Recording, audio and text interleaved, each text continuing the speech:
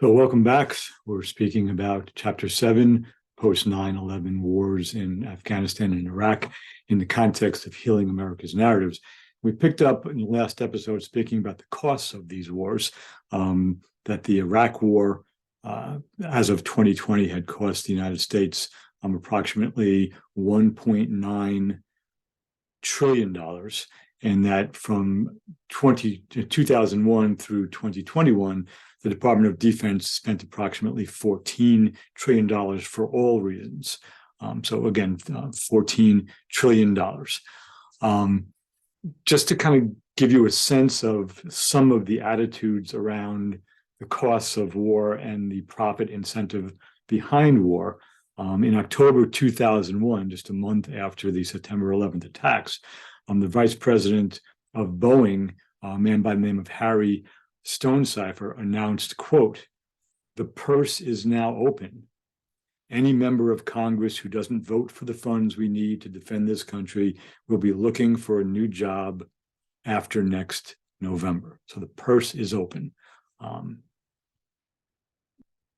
Just to put that into even more perspective, Lockheed Martin, one of the top 5 contractors with the Pentagon, contracted in 2020 with the United States government for over $75 billion.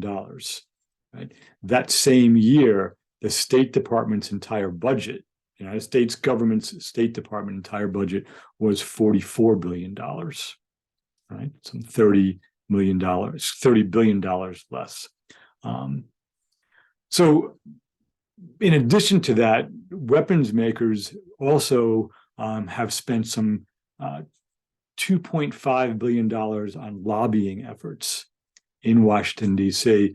Over the last 20 years, employing some 700 lobbyists. Right? And if you know anything about your Congress, the Senate and the House, that's more than one lobbyist for every member of Congress. Right? So if you ever wonder why there's not enough money to go around for other programs, perhaps we should look at the profit motive in war across the history of the United States. Again, that's an opinion that I have, but the costs are staggering, as are the profits. Right? Keep in mind, when we go to war, a small group of people make a lot of money. Right, so we'll continue with this thread around violence, excess, and greed, and then move further into some of the nuts and bolts of the wars in Iraq and Afghanistan post 9/11. Again, thanks for tuning in.